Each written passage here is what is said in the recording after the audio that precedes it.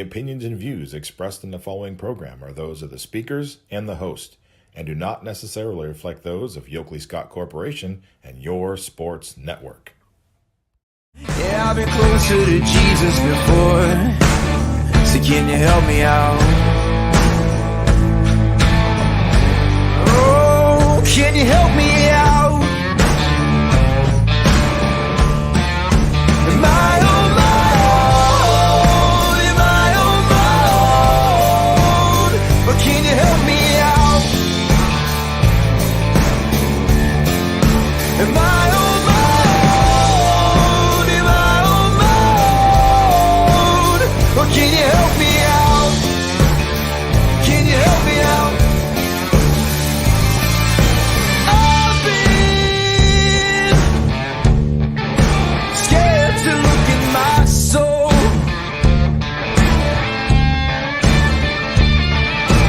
I've been afraid I would follow the road. Yeah, afraid of the things I've been told. Hello, everybody. Welcome inside a wonderful Tuesday episode of Running Point on ysnlive.com. Brought to you by our good friends, top right-hand corner of the screen, as always, Greenwood Chevrolet in Austintown. They go the extra mile for you, so you don't have to. We want to thank them every day for their constant support of Running Point and everything that we do at YSN. We couldn't do the things that we are able to do without the sponsors that we have, like Greenwood Chevrolet. We're talking the live games. We're talking the coaches' corners, the player profiles. They're all sponsored. The shows that we do, Power Hour, Running Point, Audible Call, that's going to be coming very soon. Couldn't do those without the sponsors we have. The Joe Dickey Electric Scoreboard Show, another great sponsor right there. So if you know a sponsor of YSN, make sure to stop in, thank them, especially Greenwood Chevrolet. If you're in the market for a new used vehicle, stop in, tell them that Anthony from YSN sent you. Maybe you'll get a little bit of a little bit of the elbow rubbing. Who knows? But we thank everyone for their constant support. That's not a guarantee, by the way.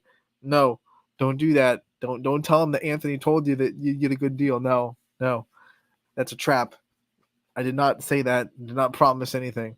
By the way, we want to open the door to say if you are wanting to sponsor on YSN, it is a great time to do so. We are right on the corner of fall sports starting. In fact, golf today. Poland golf, I know, is in action. Poland girls golf, I should say, in action this morning. So golf has started. And we will have golf recaps that if we get the info sent into us throughout the week. But then the soccer, that starts in a couple of weeks. Volleyball, August 16th, right there. Football, August 23rd. Right, that's all of our fall sports start dates. So if you want to be a sponsor on YSN, whether it be a corporate sponsor or you just want a commercial or even you just want your logo to rotate on the games, there are things that we can do that will fit your budget, what you're looking for, how much exposure you want to get as a company or business out there. So make sure if you are someone that's interested in sponsoring to the YSN family, make sure to contact us, info@ysnlive.com. There's also a website page on our website, ysnlive.com/advertise. You can go there, see all the packages that we have. We would love to partner with you for the fall season and hopefully beyond. Another thing that we're doing that we have kind of been highlighting on our social media this morning, we are actively looking for new announcers or new workers that want to come and be a part of the YSN family. This is the time to do it. We can register for our YSN Academy, which is where you'll learn what we're all about, which is going to be on August 10th and 11th. So you don't have to go to both, this one or the other. Make sure to register for that if you're interested in working with YSN. You can be an announcer. Those are great things. I'm an announcer. It's awesome to go and call these broadcast games, but for those people that like sports media but don't necessarily want to be in front of a microphone, we have other avenues too. We have a graphics department. Come help us out, make graphics for our final scores and our promos. We have a social media department, content. If you're someone that likes to write about sports, come aboard that way. Maybe you just like doing interviews. You don't want to do games, but you like to interview people. We can find room for you there too. Camera operators, there's creative people that like sports media. If you're interested in working with YSN, once again, make sure to go to register for that. The link can be found on our social media pages. It's a great opportunity. I took that opportunity back in November of 2017. I'll never forget, listening to a couple of games from South Range football on YSN back when it was audio, loving what I heard and messaging them like the next day, like, how do I get aboard? And I met DJ Oakley on Wendy's at the YSU campus because I was in my last semester at YSU.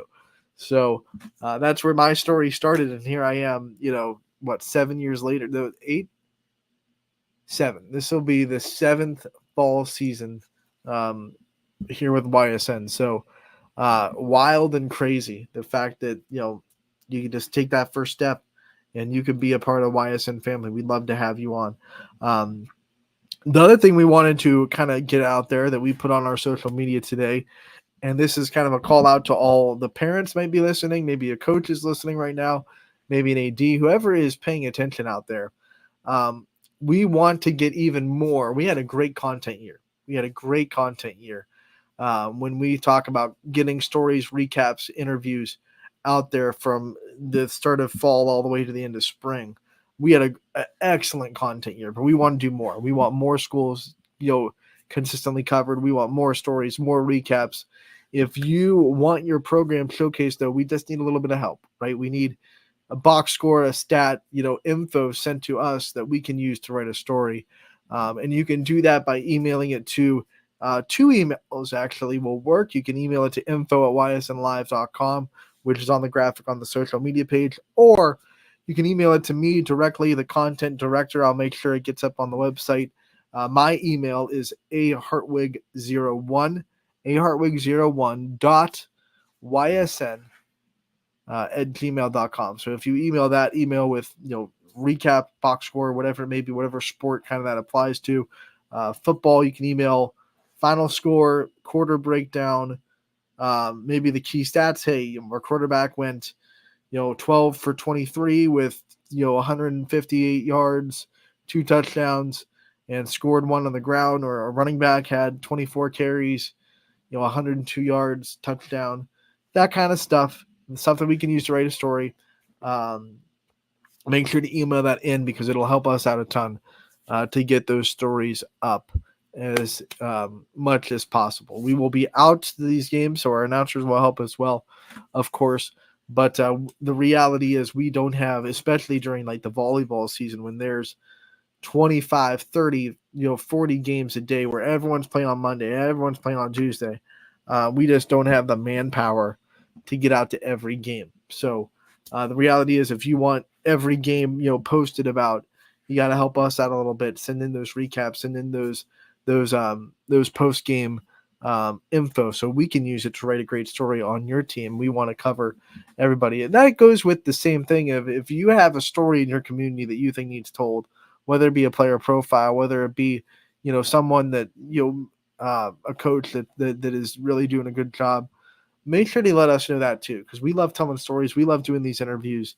And the reality is we try to see everything, but you're always going to miss stuff, right? You can't have a huge finger on the pulse of 74 schools, right? So if you are out there in one of the communities and you see a storyline that needs to be told, do not be afraid to reach out and say, hey, you should interview this person.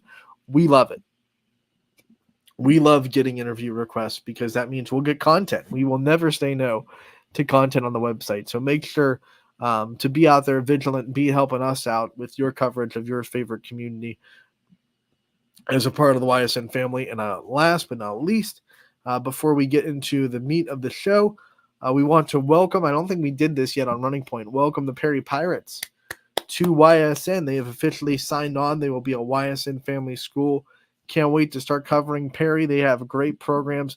We saw what their football team did last year, right? So hopefully their football team can have another great run, and we can showcase it on YSN this year, as well as I know their girls basketball team, really, really good. I know their volleyball team hosts a big tournament every year. Hopefully we can be a part of that this year. It's going to be a lot of fun covering the Perry Pirates this year, and I'm so happy that they're part of the YSN family. We also welcome another Pirate, the Southeast Pirates, that are coming into the MVAC Gray Tier. We'll have them covered this year as well. So I want to welcome those two teams aboard to the YSN family as we go forward. And you'll probably hear some season previews from those two teams as we go forward as well, because we are right now in the stage of scheduling them. Like we have a lot of coaches on the schedule now that are confirmed to be interviewed, confirmed for season previews. So don't miss Monday. Next week is when it starts rolling, right? We roll into season previews on YSN. So don't miss next week. And also keep an eye on the YSN website, because we'll have way too many to post them all on Running Point. We only have an hour here on the show. So make sure to stay on the website too, because there will definitely be coaches' corners that go up that maybe don't get on Running Point, but definitely will be worth checking out and getting a good season preview from as well. So keep an eye on our social medias, our website, especially throughout the next couple weeks as we preview the seasons that are about to come up on YSN. So all that's taken care of. All that's restored. Today on Running Point, we have another Living the Dream segment. If you've been following us all summer, you know what this is. If this is your first time watching the show today, Living the Dream is something we've been doing for the last couple of weeks. That is taking the softball players that we know that we love in this community that are, really, really good. We know how good the talent is. We have a local softball team still playing the Little League World Series. Shout out to Austintown. So we know there are a lot of girls in our community that are dreaming about getting to that college, getting to that next level of college softball. And we have been spending the summer getting the journeys, getting the advice from players that have gone through what you're hoping to get through if you're a softball player here in the area that's in the YSN family. And it's been a lovely, lovely time. And we continue that series today. And it is someone that is not finished yet with their college career. They have one more season to go at Tennessee. It's McKenna Gibson going to be featured on today's episode of Living the Dream from Tennessee. You might know her as Boo Gibson. Pretty much everyone knows her by Boo Gibson at this point. We had a fun talk about that where, she admits that, hey, there are a lot of fans that don't even know her name is McKenna. So they know her as Boo, and we all know her as Boo. So it was a great interview. We'll play that here on today's show for you from Tennessee. Going into her senior season, trying to win the third straight SEC championship regular season wise in Tennessee, which would be awesome for the Volunteers. I'm sure you've noticed the Tennessee wall back there, Tennessee softball wall. So you know how much fun this was for me to get a volunteer on the Living the Dream segment. So happy to be a part of it. And we're going to play it right now. We're going to get right into Boo Gibson from Tennessee. I hope you enjoy it as much as I did. What a great conversation this was. Hello, everybody. We are in for another great segment of what we're calling Living the Dream. We've been doing this all summer with softball players across the country, and we are joined by another special guest. You might know her from the University of Tennessee. She might be a hometown hero for you, but wherever you know her from, it's McKenna Gibson. McKenna, widely known as Boo, by the way. McKenna, thank you so much for taking the time to join us today. Yeah, of course. Thanks for having me. So you have been able to do a lot of amazing things in your softball career already, but before we talk about all that fun stuff, I want to take you back to the beginning, take you back to picking up the sport, some of your earliest memories with softball, and what made you kind of fall in love with it. Yeah, so how I really started, my dad, I'm from a big baseball, softball family. My parents both played baseball and softball. My dad was doing lessons for a long time after he stopped playing, and I was with him. He was doing like pitching lessons, and I was 4 years old, and I saw another girl in their facility doing pitching lessons for softball, and I was like, that's what I want to do. And so Dad said, for your 6th birthday, we'll get you a glove and we'll start like practicing with you. And so from then on, it was just like work, work, work. And then I played T-ball for a while. I played baseball for a year because I'm the only girl in my family, so my parents didn't really know anything about softball. And then finally, like someone from the softball program of my little rec ball league had like contacted my parents. It's like, you need to get her into this.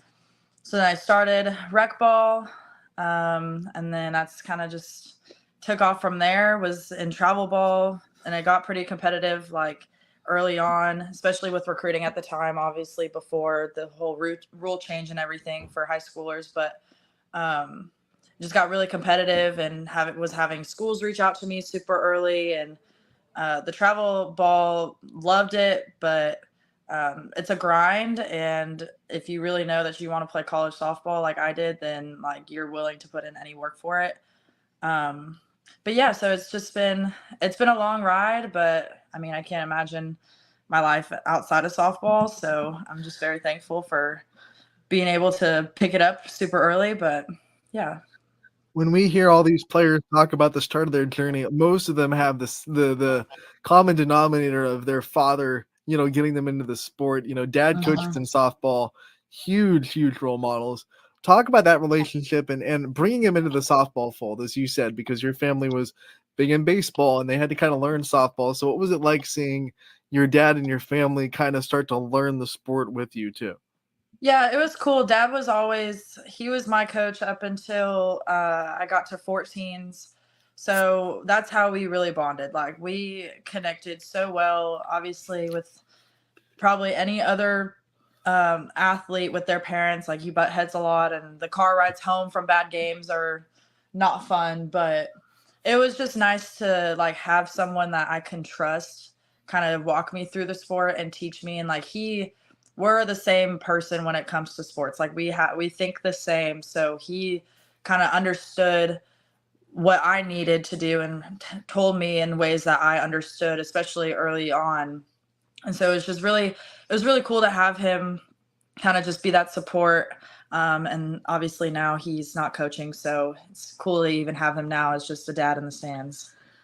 When was the transition for you between softball, something you're just doing, like you like it, you're fun, you're having fun, to this is something I really want to work hard at. This is something I want to play in college. Like I have to put a lot of time into the sport. When did that transition kind of start for you? Um, I would probably say like when I was 11 or 12, like I was playing in, our travel tournaments. And once it was probably around like 12 or 13, when some of my travel coaches were telling me like, hey, like these coaches are going to want to see you, or like you got potential to play in college. And that's where it kind of like opened my eyes of like, all right, like I can take this far. And I was already, as an athlete, you work your butt off either way, but it was just kind of another realization for me, and just being able to take it to that next step and realize like, okay, if this is my end goal, then I'm willing to do and work as much as I can to get to that end goal. So it was probably earlier than what most softball players feel now, just because of the rule change and like the whole recruiting process.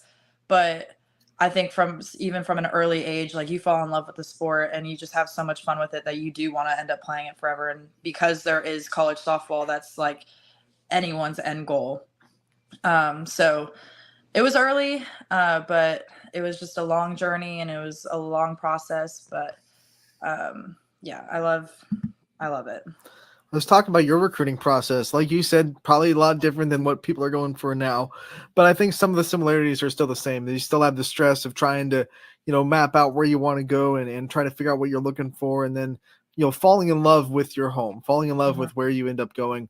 What was the recruiting process like for you? What are some things that stuck out as things that you went through that you think are pillars in your journey?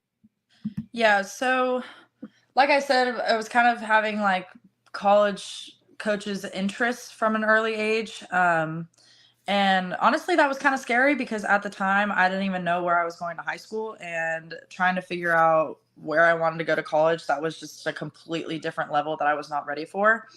But as I got older and just really like the recruiting process got serious, I made it like a point to email at least 50 coaches, like whether it was from random schools that I wasn't even interested in, but just sending out those emails to coaches to get them to your showcases or your tournaments or whatever it is, just so you get like on their radar almost.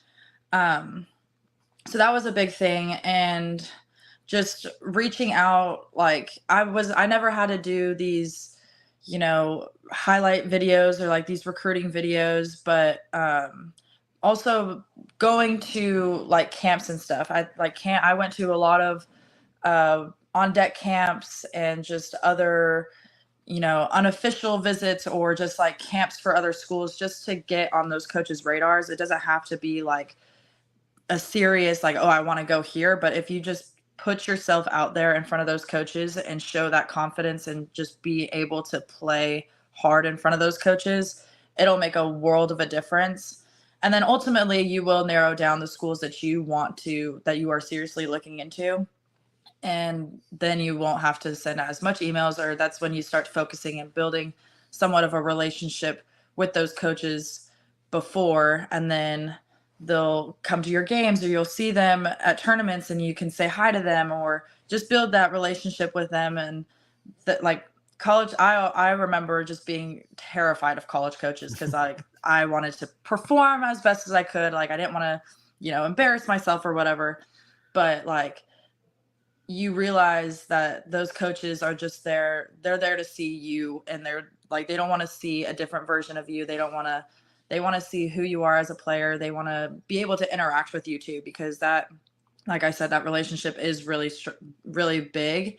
But yeah, like it is a stressful process. Like, it's very stressful, and like, you put more pressure on yourself when you realize that college coaches are at your games.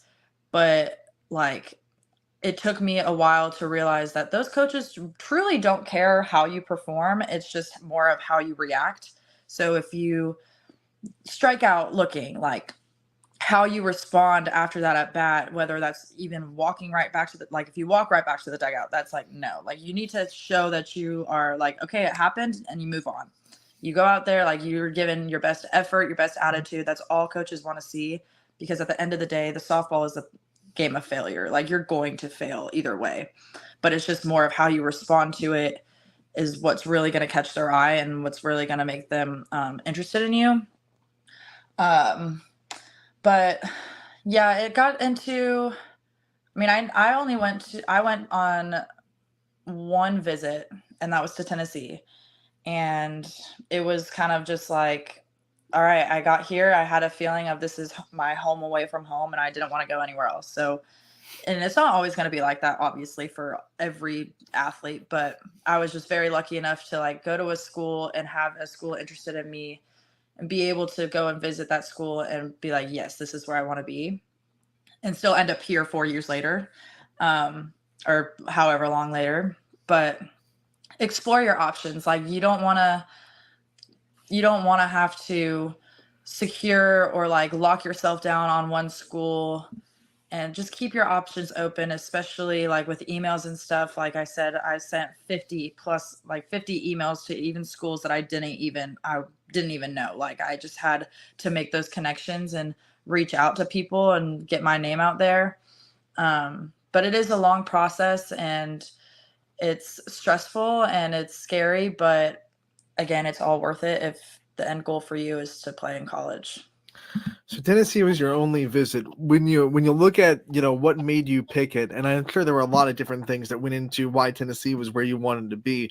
Was there like one thing that kind of tipped the scales? It was like, okay, this is it. This is where I want to be. Was there one thing that you went through when you were on campus that was like, that's it. I'm done looking. This is my home. Knoxville's where I want to go. Yeah, I think for me, it was, well, I didn't want to be in California. I'm from California. I really wanted to be away from home. As bad as it was, I want to be as far away from home as possible. But it was just like the feeling of, you say the Southern hospitality, like it is like that is so true, because the people were just so nice. It was like such a family feel environment. And I loved the seasons. I love that they get all 4 seasons here. It's amazing and it's beautiful, and the campus is beautiful. And even just talking to some of the fans of Tennessee, like the fan base is like no other. They have your full support no matter what sport you're playing in. Like they love Tennessee Volunteers. And that's what I ultimately wanted. Like I wanted a place that felt like home and felt like I was able to feel supported and feel loved and just be able to have an amazing experience through college, because it is like it's the highest level and it can be stressful sometimes, but knowing that you have the fans and the people around you who support you and love you no matter what, that was like one of my biggest things. And that's it. That was an immediate feeling that I had out there. And yeah, I got home from the visit and I was like, I don't want to go anywhere else. This is where I'm going. And yeah, so it was just like I said, it doesn't happen to everybody. Like you have to explore your options and go on different visits, but I was just lucky enough to secure it in one place and still be here. Now, I've asked every athlete this that we've interviewed this summer, because I imagine it could get hard sometimes in that span between when you're committed to when you're stepping on campus to stay motivated, even though the recruiting process is over and you know where you're going.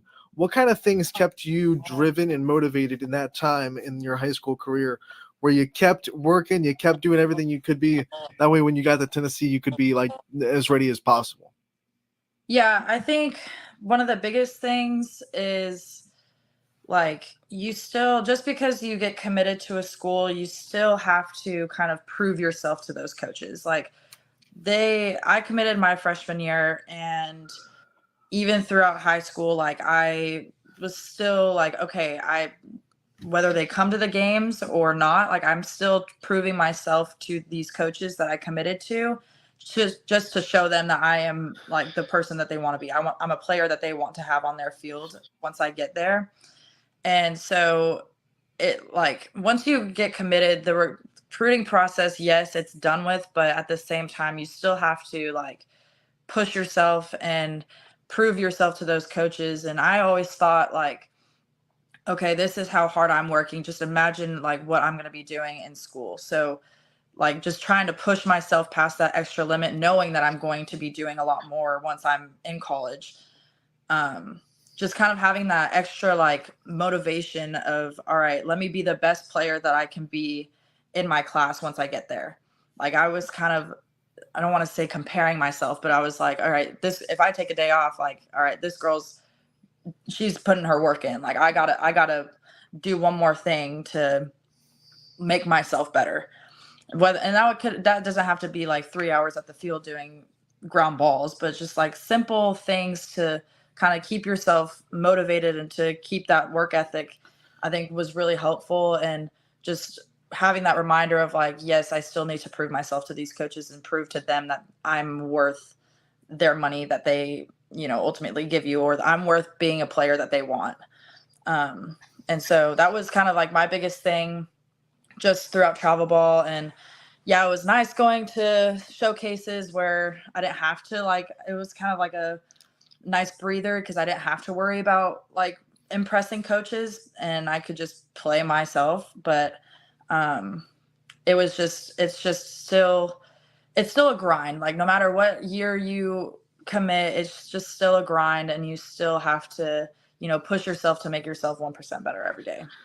I imagine that's one of the benefits actually of being committed so early like you were, because you're just a freshman. I mean, you have so much time before you step on college campus. There's not a lot of time to sit there and say, okay, I'm done. Like, you're still a freshman. You have your whole high school career in front of you, rather than now committing your junior year. You're already feeling that senioritis kick in a little bit. Yeah. And it's probably a lot easier nowadays to kind of, take your foot off the gas during your senior year of high school than it is when you're committed as a freshman. And, you still have a whole high school career you have to go through. So I want to talk about signing day, because you were committed for a long time. You had 4 years before you actually got to sign on the dotted line and make it official. What was that like for you to officially make that dream come true, where nothing was standing in your way anymore and you were, signed on to Tennessee? It was amazing. My freshman year, when I went on the visit before I committed, that was the only time I went to Tennessee. So it was like signing day. It was like just a sign of relief, because it was like, all right, this is official. Like I'm one step closer to finally being there and going back. And it's just an exciting day because and you realize that all of the work and time that you put in to get to that point of recruitment and to be committed and to sign to a college, like that all has paid off. And just being able to sign those little pieces of paper is just meant the world. And just having all my family support and one of my other teammates that I was committed with, we both signed together. And so it was just a great feeling, and just knowing that all the work that I had put in time has paid off and that it was worth it. What was your welcome to college softball moment where you're on campus and then you really quickly realize like this is a whole new world? I think there was probably many that I could say, but I think more of just the schedule and realizing time management, because you are doing a lot. And I always joke about this with like some of my friends now, that in high school we were, in school from 8 a.m. to 3 p.m. and then we went home and had lunch, or we would eat and then go to high school practice, and then high school practice after, and you have travel practice after that. Like you're go, go, go all day. And that's the same with college too, but it's like I have morning workouts, and then I would have 3 classes and then practice and then go home by 6. So it's just and it's more of just like a time management thing, because everything is so like scheduled and figuring out what to do.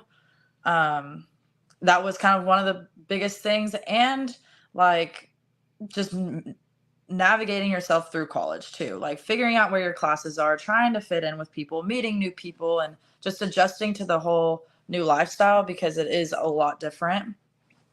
But thankfully I did have one of my hometown like best friends. She committed with me, so it was just nice to have her just as a little piece of home too.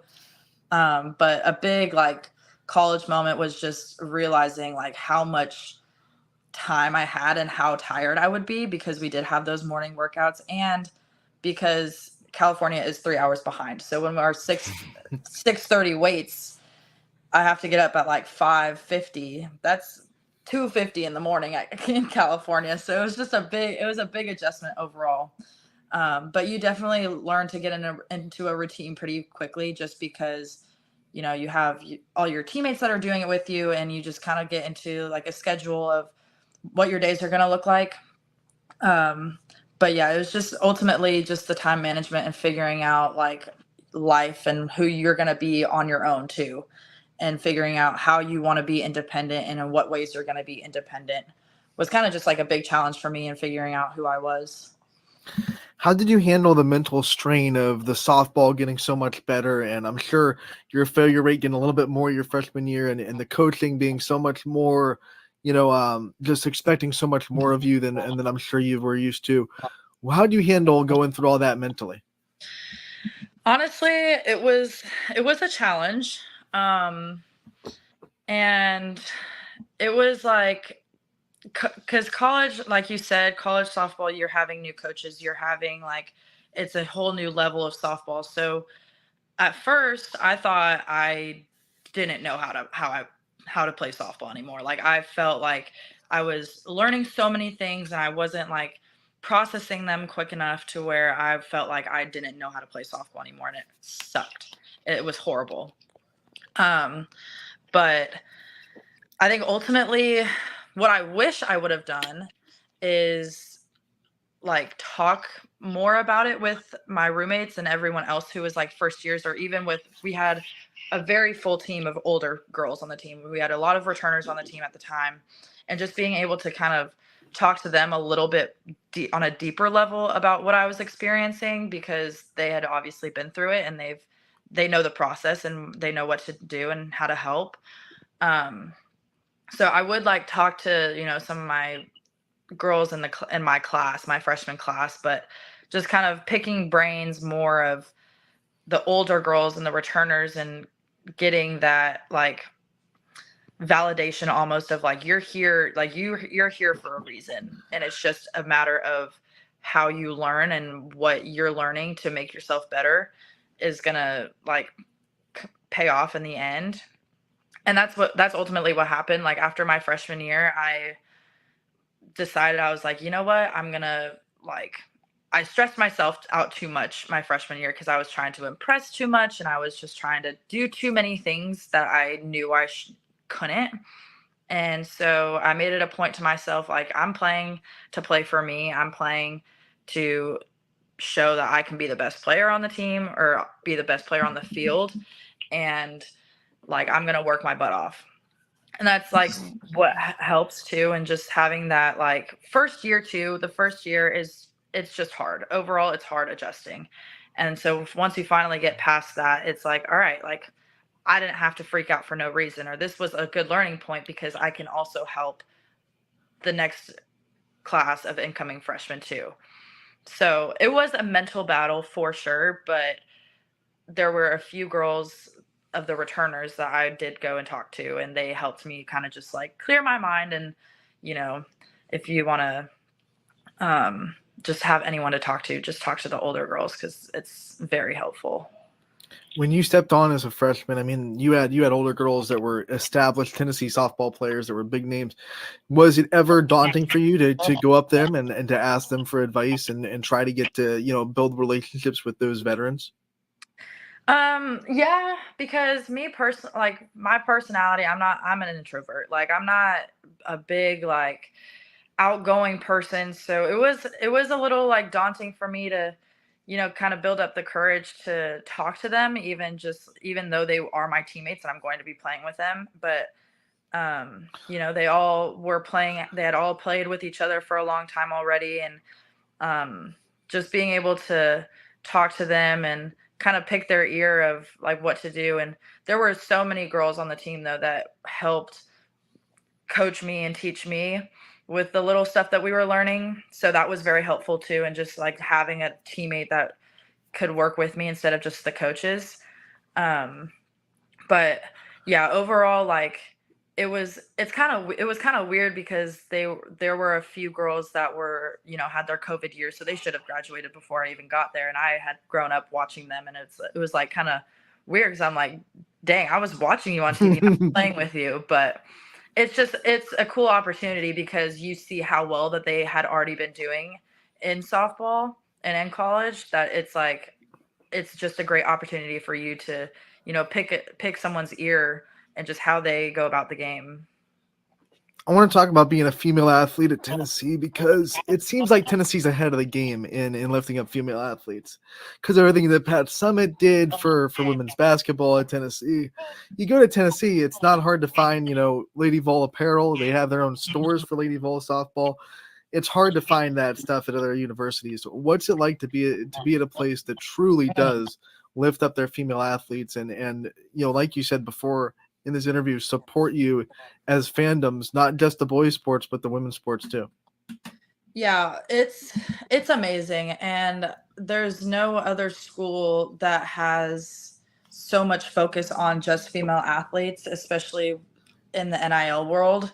And we have just amazing supporters and an amazing organization of the Lady Vol Booster Club that focuses their NIL opportunities on female athletes. And just knowing that uh, we're supported too, just as much as the male sports are, it means so much because we work our butt off just to get to this point also. And you can get kind of like the other sports other than like football, basketball, baseball can be a little blurred a little bit. And so it's just really nice to be part of an environment and a family that strives to help female athletes as well. And like I said, even in the NIL world, like it's constantly growing, and knowing that we have an organization and just a school in general that still focuses and prioritizes the NIL for female athletes, it's just amazing. And all the support that you get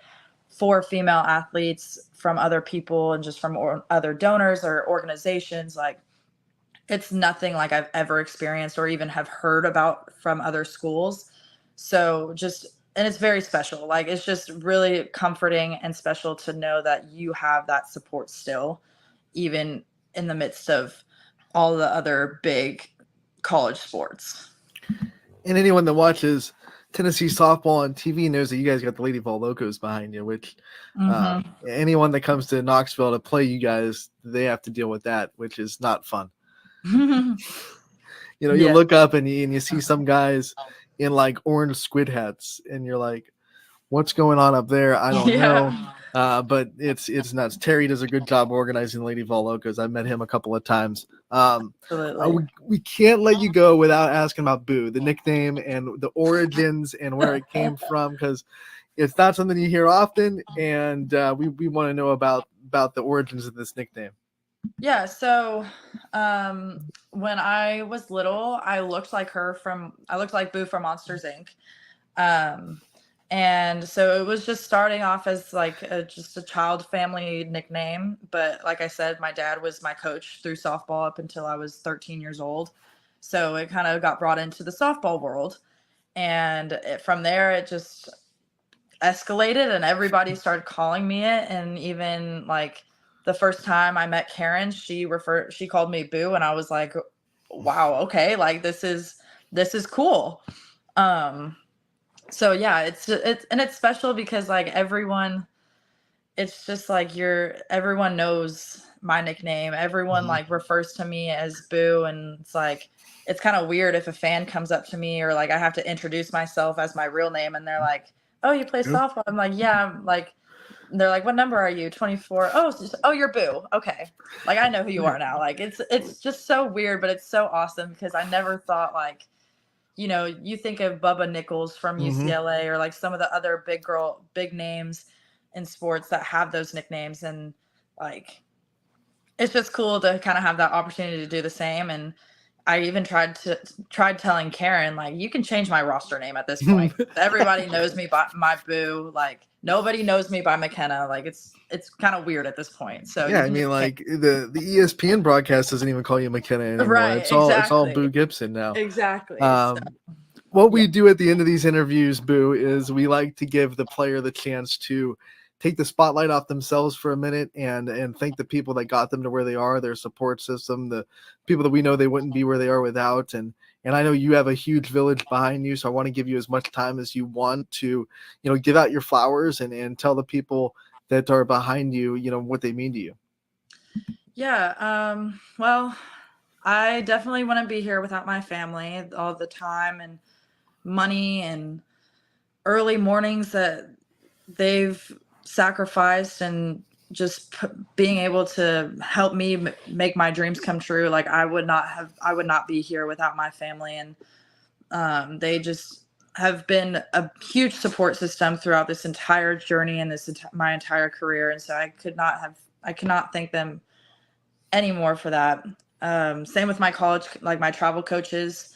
I got to a point in like softball where it was like I moved teams, and so I just like my Mercado coaches. I love y'all. Like you guys have pushed me to be the best player I can be and to get me ready for college. And yes, it was hard a lot of the times. Like I'm so thankful to be able to go through that experience and to push myself knowing that I'm going to be there in college.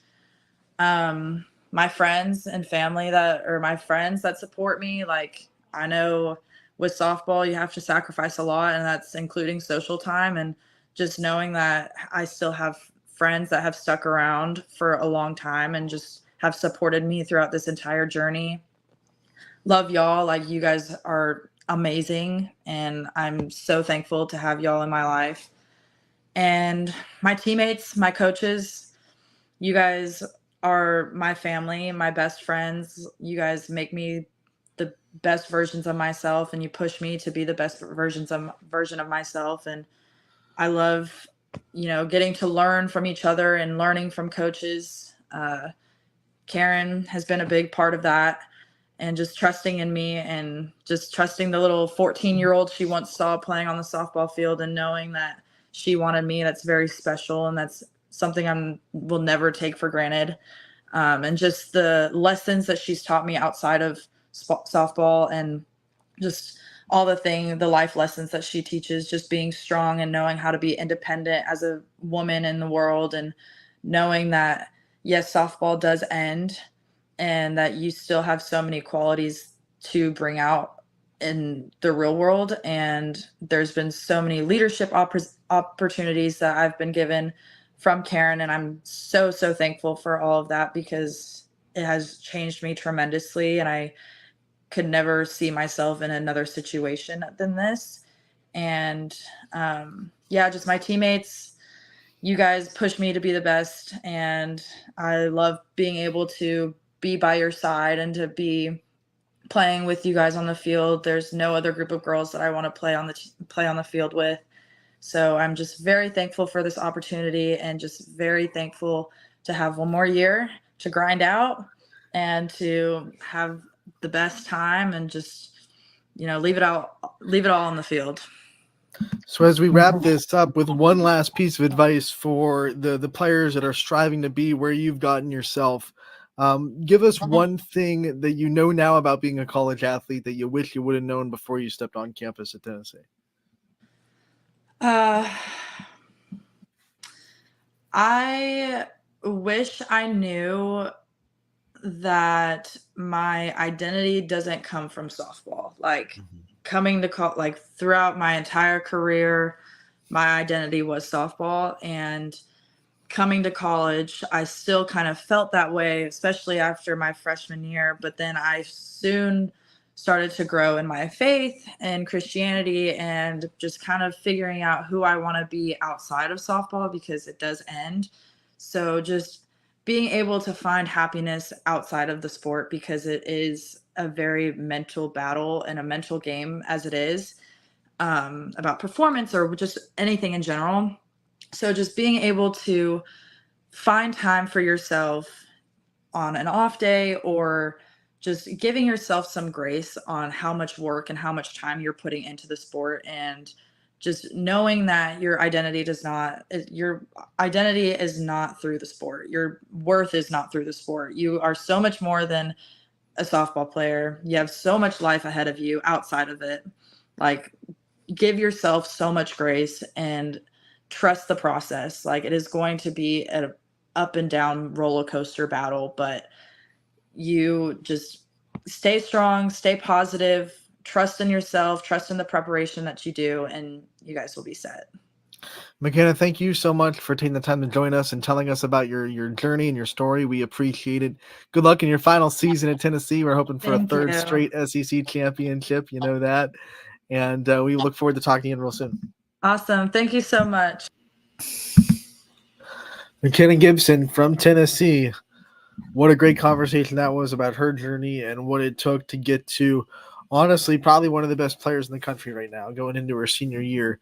I don't think there are too many players that they can go into this upcoming season for their school and say they're going to have an impact like Boo Gibson's going to have for the Volunteers. So really excited to see what she's able to do her senior season, and really thankful that she was able to give us her time and share her journey and come on and just help the future generation of softball players kind of learn from the things that she's already went through.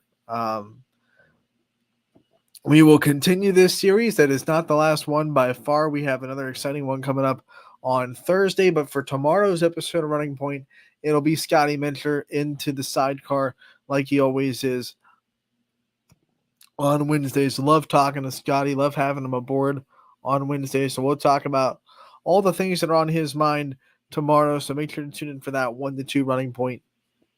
And we'll be back then. Thank you so much for tuning in today. I want to thank our sponsor, Greenwood Chevrolet, for coming on and being a great sponsor for us. Didn't get a commercial break, so we're going to give them some extra love today. And I also want to thank McKenna Gibson, of course, again, for giving us her time and doing that interview for us, letting us share it with you, and of course, Tennessee Athletics for setting it up as well. So with that being said, that'll do it for today's episode of Running Point. We thank you so much again for tuning in. We'll see you tomorrow from 1 to 2 as always. Scotty Mincher joining us tomorrow. Thank you so much again.